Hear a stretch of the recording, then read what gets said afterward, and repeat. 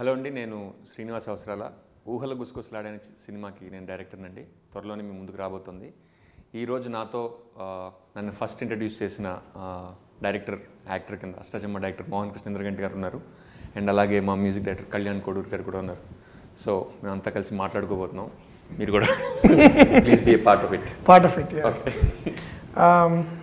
Yeah, Srinivas అనగా నాకు first గుర్తొచ్చేది ఏంటంటే న్యూయార్క్లో బార్న్స్ అండ్ నోబుల్ అని ఒక షాప్ ఉందండి. బార్న్స్ అండ్ నోబుల్ అని ఒక షాప్ ఉంది. ఆ షాప్లో మొట్టమొదటిసారి నేను అనుకోకుండా న్యూయార్క్ వెళ్ళడం జరిగింది. అప్పటికే శ్రీనివాస్ అవసరాలని నేను వీడియోల ద్వారా అంతకుముందు ఒక 2-3 ఫోటోలు పంపించాడు. ఆ ఫోటోలు చూసి అసలు ఏమి అబ్బే, ఇలాంటి ఫోటోలు చాలానే వస్తూ ఉంటాయి మనకి అని అనుకున్నాను. కానీ తన వీడియో చూసి ఐ థాట్ కరెక్ట్గా బాగుంటాడు అనుకోవడం జరిగింది. తర్వాత బార్న్స్ అండ్ నోబుల్లో కలిసినప్పుడు హలో సార్ అనగానే చాలాసేపు నేను తలెత్తాల్సి వచ్చింది తను చూడడానికి. అని బార్న్స్ అండ్ నోబుల్ రూఫ్ చాలా ఎత్తు ఉంటుంది. అప్పటికి కూడా ఇప్పుడు ఈ అబ్బాయి హీరోయిన్ని నేను ఎక్కడి నుంచి తీసుకురావాలి అని నేను చాలా తర్వాత భార్గవి చేసిన of course which was a brilliant performance. Acting talent అయితే కన్ఫర్మ్ అయిపోయింది. బట్ ఆ పొడుగు తగ్గ రచనా పటిమ కానీ లేకపోతే దర్శకత్వం చేస్తాడని నేను ఆ టైంలో ఊహించలేదు. కొంత పరిచయం అయిన తర్వాత శ్రీనికి ఖచ్చితంగా యాప్టిట్యూడ్ ఉందని మాత్రం నాకు అర్థమైంది. పైగా మా ఇద్దరికి ఒకటి రకమైన సినిమాలు ఇష్టము, ఒక సేమ్ యాక్టర్స్ ఇష్టము, రైటింగ్ స్టైల్ ఒక రకంగా హాస్యం ఎలా ఉండాలి అనేది శ్రీని మా ఇద్దరికి అభిరుచులు కొంచెం దగ్గర ఉండడం వల్ల తను డైరెక్టర్ అవ్వగలడు, అయ్యే సామర్థ్యం తనలో ఉందని నాకు అనిపించేది అప్పుడప్పుడు. అయితే ఏంటంటే ఈ ఊహల గుసగుసలాడే నేను చదివాను చాలా రోజుల క్రితం. చదివినప్పటి నుంచి నాకు చాలా ఇష్టమైన, చాలా బాగుంటుంది ఖచ్చితంగా. అయితే నేను దర్శకత్వం వహించడం నుంచి ప్రమాదం నుంచి 2-3 సార్లు తప్పించుకుంది ఆ సినిమా. అది చాలా మంచిది జరిగింది నేను అనుకుంటాను. ఎందుకంటే నేను ఎప్పుడు ఏం నమ్మానంటే శ్రీని కనుక దర్శకుడి కింద రావాలి అంటే ఇది బెస్ట్ స్క్రిప్ట్. ఎందుకంటే దీనిలో ఒక సింప్లిసిటీ ఉంటుంది, అందమైన ఒక ప్రేమ కథ ఉంది, మంచి హాస్యం ఉంది, చాలా మంచి సంగీతానికి స్కోప్ ఉంది. డైరెక్టర్గా నిన్ను ఎవరైనా లాంచ్ దలుచుకుని పిచ్ చేయదలుచుకుంటే ఎవరైనా ప్రొడ్యూసర్కి స్పష్టంగా ఎక్కువ గజిబిజి లేకుండా ఈజీగా తీయచ్చు సినిమా. ఈజీ అంటే నా ఉద్దేశం స్టూపిడ్గా అని కాదు, అంటే ఎక్కువ మానసిక వ్యధ లేకుండా తీయచ్చు సినిమా. ఎందుకంటే చాలా ఉల్లాసాన్ని హాయిగా ఉండే కథ కాబట్టి నేను ఏదైతే కోరుకున్నానో అదే జరిగింది. ఇప్పుడు త్వరలో మన ముందు రాబోతుంది. I'm super excited about this film. I know it's going to be huge hit because నేను ఎప్పుడు కొన్ని సినిమాలకు మనకు అలా అనిపిస్తుంది, కొన్ని కథలకు అనిపిస్తుంది. అంటే నేను జోక్ వేస్తూ ఉంటాను అనమాట, ఎంతో మనం సాయశక్తిలో కృషి చేస్తే తప్ప పాడు చేయలేము అలాంటి వాటిలో. ఇది కూడా నా దృష్టిలో అలాంటి కథ. అంటే మీరు ఎంతో అందరూ సమిష్టిగా పాడు చేస్తే తప్ప అది అవ్వదు. కాబట్టి బట్ ప్రోమోస్ చూసినా, స్టిల్స్ చూసినా, హోర్డింగ్స్ చూసినా, you know this movie is going to work. What is special about అంటే యూజువల్గా మంచి యాక్టర్స్ అందరూ కొంచెం ప్రైవేట్గా ఉంటారు, అంటే దే ఆర్ షై పీపుల్. అందరూ కాదు మంచి యాక్టర్స్. బట్ శ్రీని దగ్గర ఆ క్వాలిటీ ఉండడం వలన చాలామంది నమ్మలేరు. అష్టాచమ్మలో కానీ తను చేసినప్పుడు కానీ, లేకపోతే ఇప్పుడు సినిమా డైరెక్ట్ చేశాడు. చాలామంది నా స్నేహితులు శ్రీని అవసరాలా అని పేరు చదివినా తను అష్టాచమ్మలో నటుడు కిందే ఎక్కువ గుర్తు. తర్వాత సో తను డైరెక్ట్ చేశాడా, ఎప్పుడు అలా అనిపించడండి అంటే, ఎప్పుడు అలా అనిపించడం అంటే ఎలా ఉండాలో నాకు తెలియదు. కానీ నేను నాకు అనిపించినప్పుడల్లా, నేను మాట్లాడినప్పుడల్లా తనతో రకరకాల విషయాలు చర్చించినప్పుడు కానీ, పంచుకున్నప్పుడు కానీ అతని హాస్యము, అతని style of writing, sense of humour ఖచ్చితంగా ఆడియన్స్కి హత్తుకుంటుందని నాకు అనిపించేది. సో ఈ ఫిల్మ్లో దాని పరిపూర్ణంగా అవకాశం కలిగిందని నేను అనుకుంటున్నాను. ఇంకా ముందు ఇంకా తను వేరే రకాల కామెడీ రాయగలిగే సామర్థ్యం ఉన్నవాడు. కానీ ఈ సినిమాలో నాకు వ్యక్తిగతంగా ఒక ద్రోహం జరిగింది. దానికి కళ్యాణి మల్లిక్ గారే ప్రధాన కారణం. నేను కళ్యాణి గారు ఒక ట్యూన్ చేశారు నా కోసం, నాకు చాలా ఇష్టమైన ట్యూన్ అది.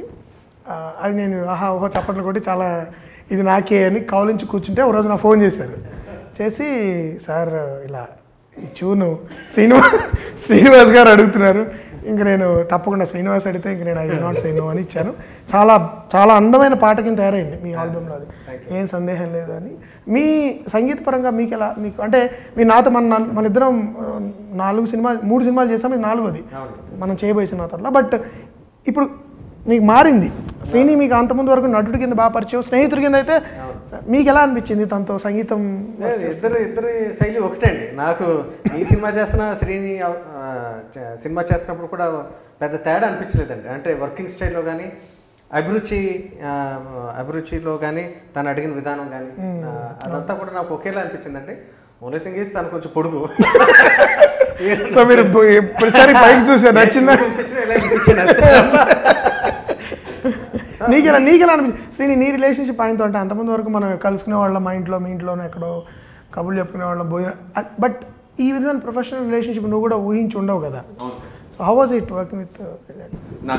నాకు బేసికలీ ఫస్ట్ ఫిల్మ్ అష్టాచమ్మా చేస్తున్నప్పుడు నాకు తెలియలేదు ఈ సినిమా బాగుంది, అన్ని సినిమాలు బాగుంటాయి కదా, they are suppose to be good, దానికేంటి ఈ సినిమా బాగుందని. కానీ నాకు తర్వాత అనిపించింది ఏంటంటే అంత మంచి ఫిల్మ్స్ అంటే స్క్రిప్ట్స్ కానీ రావడం చాలా రేర్ అని నాకు తర్వాత అర్థమైందన్నమాట. సో అండ్ నాకు అనుకోకుండా I think I model my self after you. So very dangerous model. నాకు కళ్యాణ్ గారు అప్పటి నుంచి పరిచయం. అవునవును. నాకు ఐ థింక్ ఆయన సెన్స్ ఆఫ్ హ్యూమర్ కూడా యాక్చువల్లీ మాట్లాడుతున్నప్పుడు నేను చూసిన, నాతో మాట్లాడుతున్నాం వెరీ క్లోజ్, అంటే హీ గెట్స్ చాలా జోక్స్ అలాగే మాట్లాడడం. అండ్ కొంచెం సినిమాలో ఉన్న టేస్ట్ కూడా ఎగ్జాక్ట్లీ అంటే మనకి ఏ సినిమాలో కనిపిస్తే బాగుండు అనుకుంటున్నాం, ఆయన కూడా అలా టేస్ట్ ఎక్స్ప్రెస్. అవును. ముఖ్యంగా బ్యాక్గ్రౌండ్ స్కోర్ చేయడంలో కానీ, లేకపోతే ఇప్పుడు ఏమిటి హడావిడి పాట ఉంది సినిమా, నాకు చాలా ఇష్టం. అది వెరీ టిపికల్ కళ్యాణ్ గారు చూడ. అది అలాగే కాకుండా ఒక సిచ్యువేషన్ యొక్క మూడ్ని క్యాప్చర్ చేయడం సంగీతం ద్వారా, హడావిడి లేకుండా, అసలు ఏమాత్రం హడావిడి లేని పాట అది. ఏమిటి హడావిడి అనే పాట, గందరగోళం లేకుండా. సో లక్కీగా ఇలా యాక్చువల్గా నేను 5 years బ్యాక్ అది అష్టాచమ్మా జరుగుతున్న టైంలో శ్రీని నాకు ఈ ఊహలు గుసగుసలాడే సబ్జెక్ట్ వినిపించారు. అష్టాచమ్మా జరుగుతున్న టైంలో కాదు సార్, గోల్కొండ హై స్కూల్ అయిపోయిన తర్వాత. కాదండి, ఆఫీస్లో కింద గోల్కొండ హై స్కూల్ చెప్పినప్పుడు బాగా నచ్చేసి, అంటే ఎప్పుడైనా అవకాశం ఉంటే నాకు మ్యూజిక్ చేసే అవకాశం నాకు ఏముంటుంది అడిగాను. నిజం అంటే తెలియదు కదా ఆయన మైండ్లో ఎవరుంటారు, ఎటువంటి సంగీతాన్ని ఇష్టపడుతున్నారు, లేకపోతే ఎవరిని పెట్టుకోవచ్చు. ప్రొడ్యూసర్ని బట్టి రకరకాలు మారిపోతూ ఉంటాయండి. బట్ నేను ఆ సబ్జెక్ట్ బాగా నచ్చేసి నాకు అవకాశం ఉంటేనే నాకు నా సంగీతం మీకు ఇష్టం ఉంటే నేను. ఇంకోటి ఇప్పుడు ఈ సినిమాలో మీరు ఒక మంచి ప్రయోగం కూడా చేశారు, 100 కారణాల పాట కదా. దానిలో నాకు తెలిసి ఆ ప్రయోగం అంతకుముందు అదేంటి మోసం అనే సినిమాలో మదన్ మోహన్ చేశారు. అంటే లిరిక్ అదే ఉండి దానికి 2 రకాల, అదేంటంటే దిల్ ఢూంఢతా హై ఫిర్ వహీ, అది ఒక ఉత్సాహమైన వెర్షన్ ఉంటుంది, ఒక సాడ్, అంటే మీ దానిలో అలా ఉండదు, మీ సాడ్ వెర్షన్ ఉండదు. బట్ ఒకే లిరిక్ని 2 రకాలుగా కంపోజ్ చేయడం అనేది, ఆ తర్వాత నేను ఆ పాట తర్వాత మళ్ళీ ఇక్కడే చూశాను నేను. మీరు ఎట్లా అంటే మీకు దాని గురించి కొంచెం చెప్పండి. చాలా అండి బాబాయ్, అదే ఫన్నీ థింగ్ అండి.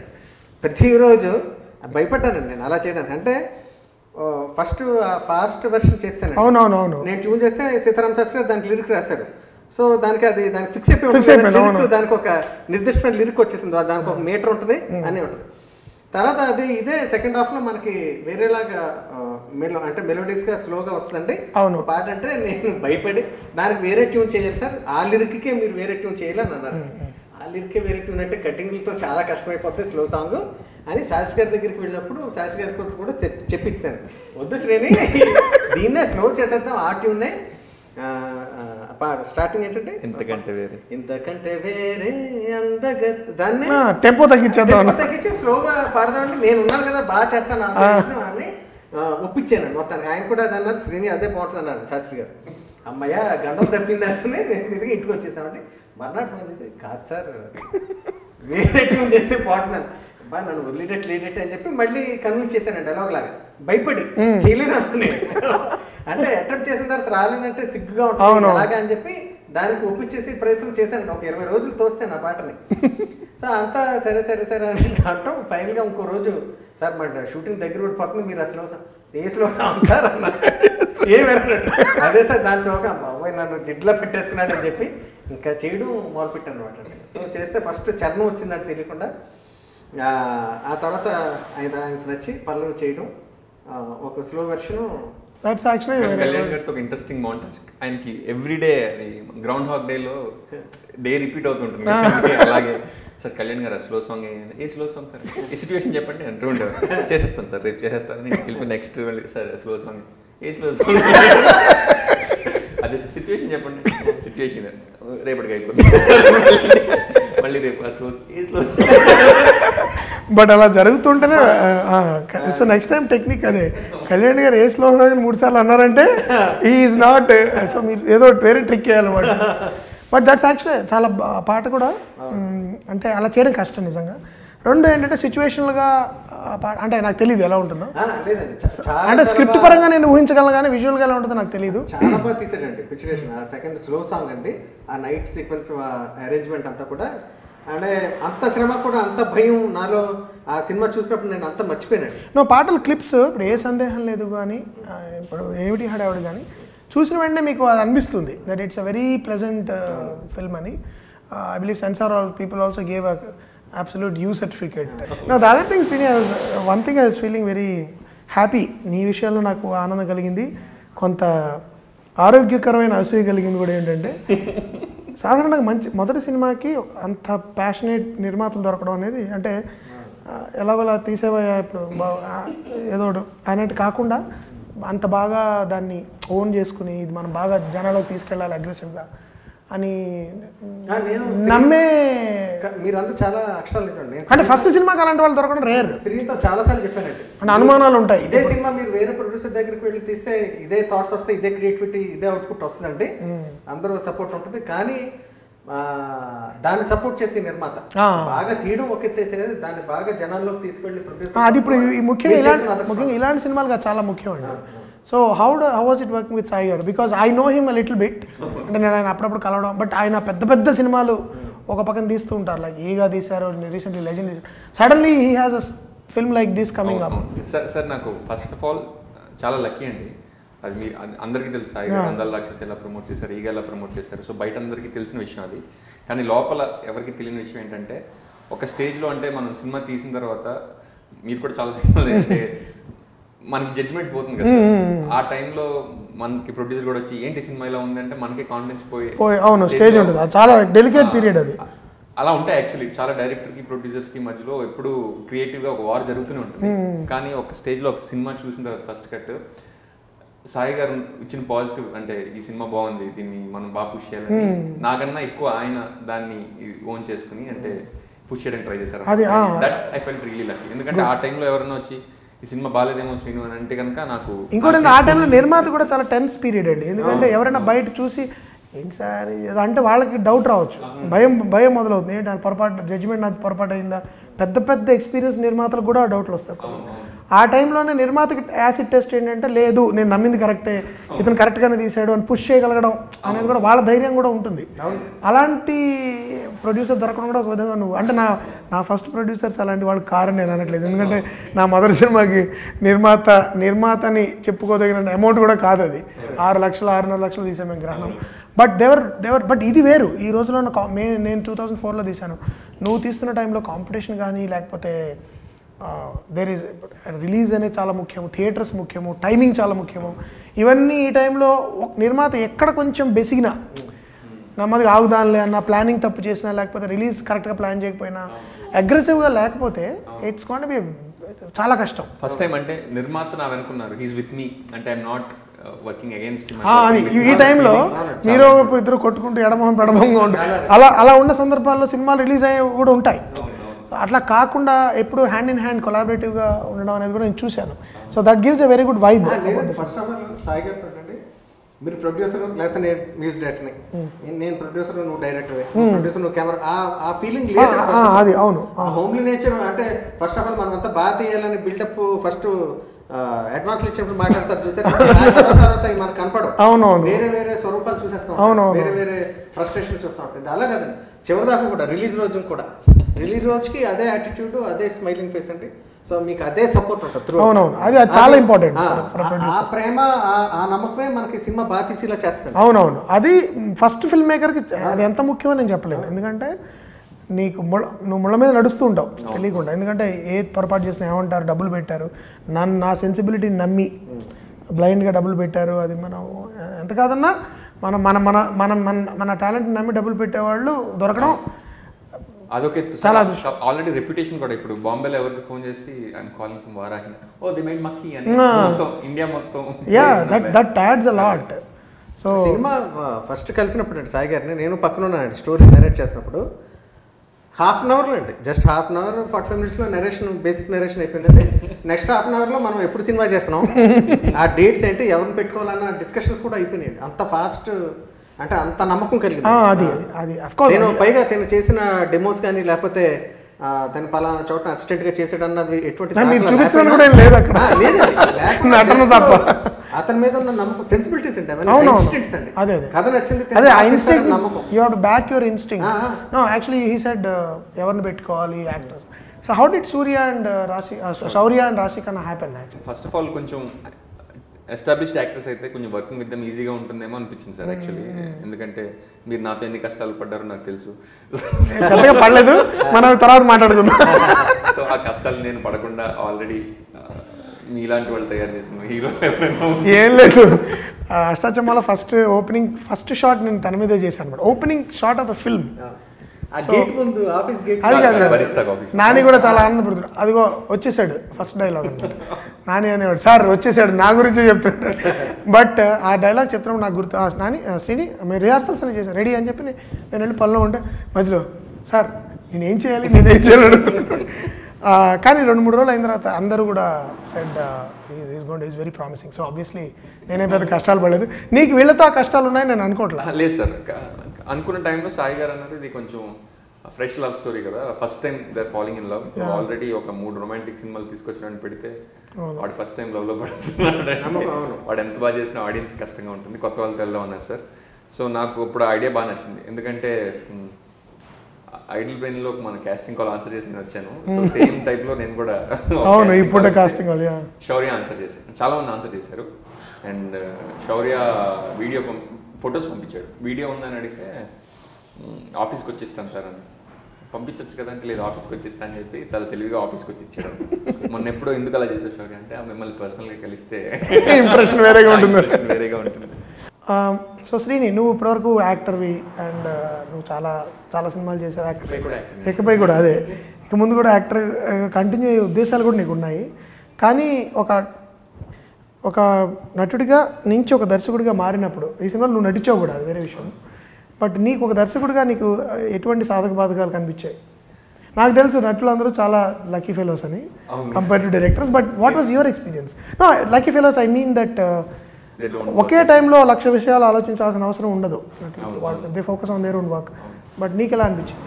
యాక్చువల్లీ ఐ థింక్ నటించినప్పుడు కొంచెం అంటే 1,00,000 విషయాలు ఆలోచించడానికి ఉండదు కాబట్టి వేరే 1,00,000 విషయాలు మైండ్ ఎప్పుడు 1,00,000 విషయాలు ఆలోచిస్తుంటుంది. సో ఐ థింక్ నాకు యాక్చువల్లీ మీరు అన్నట్టు కొంచెం షై సార్ నేను. అందుకని చాలాసార్లు అంత తొందరగా గాడ్ ని డ్రాప్ చేయలేను. చాలా ఎంబారసింగ్ గా కొన్ని సిచ్యువేషన్స్ ఉంటాయి. డైరెక్టర్ గా అవి లేవు. డైరెక్టర్ గా కుదరదు కూడా. ఇప్పుడు నువ్వు ఒక నటుడు సిగ్గరి అంటే ఆయన కొంచెం రిజర్వ్డ్గా ఉంటారని అంటే నువ్వు వెళ్ళిపోయి నువ్వు మొత్తం లోపలే ఉండి షార్ట్ ఓకే రెడీ అన్నప్పుడు వచ్చి చేసి వెళ్ళిపోవచ్చు. డైరెక్టర్ అలా కాదు, అన్ని వివరిస్తూ ఉండాలి, రకరకాల విషయాలు హ్యాండిల్ చేస్తూ ఉండాలి. So how was the transition for you? Plus I think అంటే it's not as difficult as they make it seem. నాకు నిజంగా చెప్పాలంటే once you write a story it's all on the paper. నువ్వు పేపర్ మీద పెట్టింది camera ముందు పెడితే చాలు. ఇక్కడ నువ్వు చెప్పినంత తేలికైతే చాలా మంది దర్శకులు అయిపోయారు ఇప్పటికి, కానీ అది చాలా కష్టం. పేపర్ మీద పెట్టడం రావాలి. అది కూడా కాకుండా అంటే ఫర్ ఎగ్జాంపుల్ నువ్వు ఇప్పటివరకు చేసిన పాత్రలో చాలా తక్కువ జెన్యున్ సో కాల్డ్ రొమాన్స్ నువ్వు చేయలే. అంటే జెన్యున్ అంటే ఐ మీన్ ఇంటిమేట్ రొమాన్స్ అది నువ్వు చేయలే, కానీ నువ్వు రాసావు అది. So how did you direct them? Because I always thought Sean is so reserved that he can be ఇప్పుడు చిలిపిగా మాట్లాడడము, కొన్ని జోక్స్ వేయడము, రొమాంటిక్గా flirting with a girl for example. How did you manage that in the film directing these two very nice looking actors? Actually అంటే romance కూడా చాలా subtle గానే ఉంటుంది sir. It's actually like more like it's not love, it's not poetic. అవును, conversation. It's more conversation, more like real. Two witty people talking rather than so అంటే సాధారణంగా romance అలాగే ఉంటుంది జీవితంలో. నా జీవితంలో ఎప్పుడు అలాగే. సార్ మీరు బ్యాక్గ్రౌండ్ 180%. మీరు ఇప్పుడు బ్యాక్గ్రౌండ్ స్కోర్, ఐ మీన్ నాకు మీ బ్యాక్గ్రౌండ్ స్కోర్ చాలా ఇష్టం. ఎందుకంటే మీరు ఎక్కువగా సినిమా తాలూకు ఎమోషన్లోకి చొరబడిపోకుండా అండర్లైన్ చేస్తూ ఇస్తారు. నా సినిమాలో అన్నిట్లో అలాగే జరిగింది అంతకుముందు ఆ తర్వాత కానీ లేకపోతే మన గోల్కొండలో కానీ గోల్కొండలో చాలా అద్భుతమైన బ్యాక్గ్రౌండ్ స్కోర్ అష్టాచమ్మ కూడా ఈ సినిమా లో మీకు బ్యాక్గ్రౌండ్స్ ఎందుకంటే ఈ సినిమా కథ అంతా నాకు తెలుసు సో నేను యాక్చువల్లీ స్క్రిప్ట్ చదువుతున్నప్పుడు ఇప్పుడు ఇక్కడ కళ్యాణ్ గారు ఎలా మ్యూజిక్ ఇచ్చి ఉంటారు ఇక్కడ ఎలా ఇచ్చి ఉంటారు ఊహించాను మీకు ఎట్లా how did you approach the music దీంట్లో అంటే సినిమాతో పాటలు కాదు బ్యాక్గ్రౌండ్ స్కోర్ అదండి రొమాంటిక్ సన్నివేశాలు పక్కన పెట్టేస్తే శ్రీని నటించిన తీరు అంటే హ్యూమర్ సిచ్యువేషన్స్ కామెడీ సిచ్యువేషన్స్ అన్నీ కూడా ఎక్కడ ముఖ్యంగా సెకండ్ హాఫ్లో ఉంటాయి తన తాలూకా తను చేసి ఫన్నీ అంటే తను నటించడం ద్వారా అంటే ఆ సీన్స్ డైలాగ్స్ వల్ల జనరేట్ అయిన కామెడీని దృష్టిలో పెట్టుకోకుండా తన సిన్సియర్ ఎఫర్ట్స్ తన రొమాన్స్ అంటే ఆ అమ్మాయిని ప్రేమించిన విధానాన్ని దృష్టిలో పెట్టుకుని మ్యూజిక్ ఇచ్చాను తన కామెడీని నేను రీరికార్డింగ్ ద్వారా హైలైట్ చేసి దాన్ని చెడగొట్టుకుంటా ఆ సీన్ లో ఉన్న సిన్సియారిటీని ఆ హానెస్టీని దృష్టిలో పెట్టుకుని ఆ లెవెల్స్ తీసుకుని బ్యాక్గ్రౌండ్ స్కోర్ ఇచ్చాను అది ఎంత వైవిధ్యంగా ఉందంటే ఎవ్రీబడీ విల్ నోటీస్ అంటే మోస్ట్ బ్యూటిఫుల్ గా అంటే ఆ రొమాంటిక్ గా ఇస్తే అటువంటి సన్నివేశాలు ఇంకా బాగా ఎలివేట్ అవుతాయని నాకు ఈ సినిమా ద్వారా అర్థమైంది సార్ ఇంకోటి మనం ఆర్ఆర్ అంటే బిగినింగ్ ఫ్రేమ్ నుంచి ఎండ్ ఫ్రేమ్ వరకు లెట్స్ ప్యాకెట్ అది చాలా ముఖ్యం భయపెడుతుంటారు జనాలు యాక్చువల్లీ కానీ ఈ సినిమాలో అంటే చాలా ధైర్యంగా చేసింది బేసికలీ అంటే ఇక్కడ లేకపోయినా పర్లేదు అవునవును ముఖ్యంగా ఇలాంటి సినిమాల్లో నేను ఇందాక చెప్పినట్టు ఊరికే మ్యూజిక్ చొరబడిపోతున్న ఆడియన్స్కి ఇరిటేషన్ వస్తుంది ఇప్పుడు ఈ రోజులో ఏమైందంటే చాలా సఫిస్టికేటెడ్ థియేటర్స్లో చూస్తున్నాం మనము సౌండ్ సిస్టమ్స్ చాలా బాగున్నాయి సో ఎక్కువ మ్యూజిక్ ఇచ్చినా వాళ్ళు చిరాగ్గా ఉంటుంది నేను ఈ మధ్య 2-3 సినిమాలను చూసి ఆపరా బాబు అని జనాలు గట్టిగా అన్న సందర్భాలు కూడా చూశాను మ్యూజిక్ సో అదొకటి రెండు నేను ఏమైనా అడుగుదాం అనుకుని ఇంకా ముఖ్యమైన ప్రశ్న ఏంటంటే మీరు యాక్చువల్గా మొట్టమొదటి ప్రేక్షకుడు ఈ సినిమాకి ఎడిటర్ తర్వాత కానీ ఎడిటర్ కూడా కొంత దాంతో ఒక అనుబంధం ఏర్పడిపోతుంది కానీ ఒకసారి దానికి ఒక స్వరూపం ఏర్పడిన తర్వాత మొట్టమొదటిసారిగా సౌండ్ లేకుండా చూసేది మీరే మీరు చూసినప్పుడు శ్రీని తను ఎంత బాగా డైరెక్ట్ చేసుకున్నాడని ఏమనిపించింది మీకు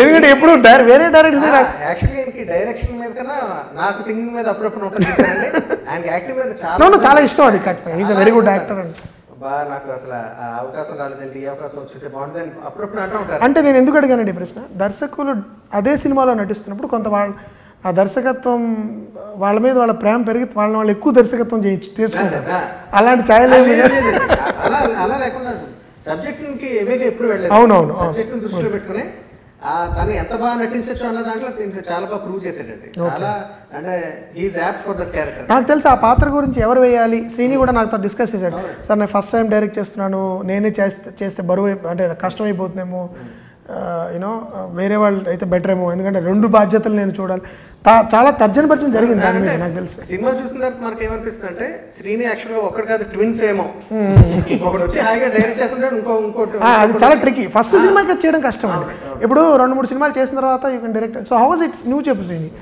సో నేను యాక్చువల్లీ వదిలేయడానికి రెడీ అయిపోయాను 2 రోజుల తర్వాత 2 రోజులు ప్రేమ సావలేదు 3 రోజులు చచ్చిపోయింది ప్రేమ అంటే జల్లులంటే సో ఇంకా వదిలేసిన టైంలో ఒక షెడ్యూల్ హాయిగా జరిగిపోయింది సార్ ముందు ఫ్లాష్ బ్యాక్ చేసాం తర్వాత అంతా హ్యాపీగా చెప్తాం సాయి గారు అయితే ఇప్పుడు నువ్వే చేశాను అన్నారు కానీ నాకు అంటే ఈ బేసికలీ స్క్రిప్ట్ ఒక 2 years నుంచి తెలుసు కాబట్టి దాని యాక్టింగ్ కోసం వేరే ఎఫర్ట్ అయితే పెట్టలేదు సార్ యాక్చువల్లీ నేను ఈ సినిమాలో హీరోయిన్ పాత్ర కూడా వేయగలను కొంచెం లుక్ సరిపోదు కానీ so I knew every part so అంత కష్టం కాలేదు కాకపోతే అంటే స్క్రిప్ట్ తెలిస్తే చేయొచ్చేమో అనిపించింది plus it's also it's not a very intense role కాదు basically so and was it also relaxing for you directorial pressure నుంచి యాక్టింగ్లోకి వచ్చినప్పుడు నేను హాయిగా కాస్త మనశ్శాంతి వచ్చిందా లేకపోతే టెన్షన్ పెరిగిందా ఓకే గుడ్ దట్స్ కానీ యాక్చువల్లీ అంటే directing actors is much more easy when you're in front of వాళ్ళతో పాటు హాయిగా కూర్చొని అందరం ఈ సీనియర్ చేద్దాం అనేది ఈజీ యాక్చువల్లీ అవును so I thought it was easier so go out ఈ సినిమాని తప్పకుండా చూడండి మంచి ఆహ్లాదకరమైన ఆరోగ్యకరమైన సినిమాలు కోరుకునే వాళ్ళందరికీ ఈ సినిమా చాలా మంచి విందు లాంటిదని నేను ప్రామిస్ చేయగలను thank you sir thank you ఏమిటి హడావిడి ఎదల్లోనా ఎందుకీ హరిబరి నరాల్లోనా లోపలి తుఫానిలా షురు అయినా చప్పుడే ఉండదే పైపైన ఏమిటి హడావిడి ఎదల్లోనా ఎందుకే హరి బరి నరాలోనా లోపలి తుఫానిలా షురు అయినా చప్పుడేం ఉండదే పై పైన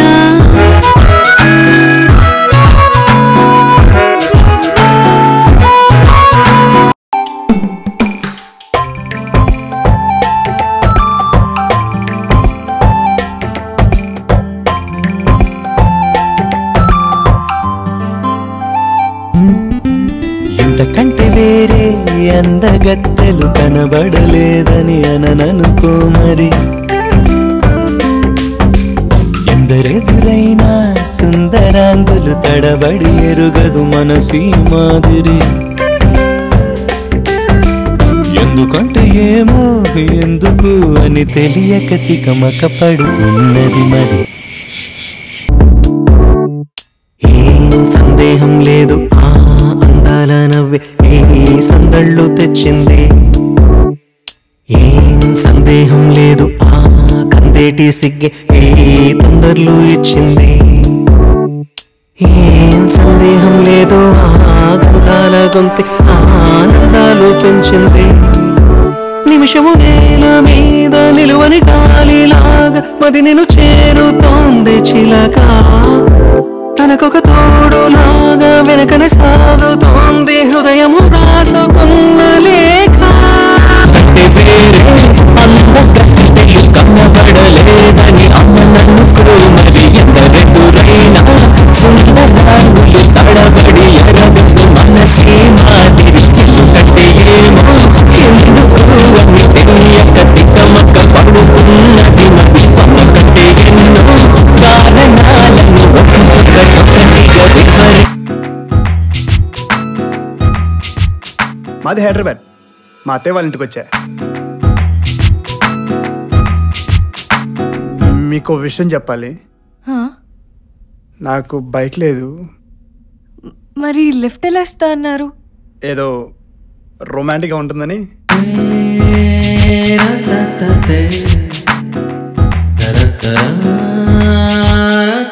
బోర్ కొడుతుంది బోరా 90 అడుగులు తవ్వాలండి పక్కన ఎవరైనా ఉన్నారా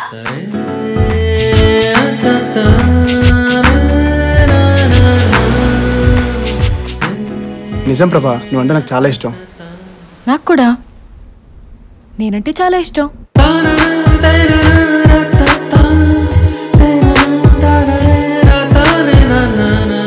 ప్రేమంటే జలుబు లాంటిది వెంకి ఏ మందు వేయకపోయినా 3 రోజులు తగ్గిపోద్ది అంతవరకు తుడుచుకుంటూ కూర్చోవటమే స్క్రీన్ మీద కనిపించే వాటికే డబ్బులు ఖర్చు పెట్టాలి కనిపించిన దానికి డబ్బులు ఖర్చు పెట్టకూడదు కదా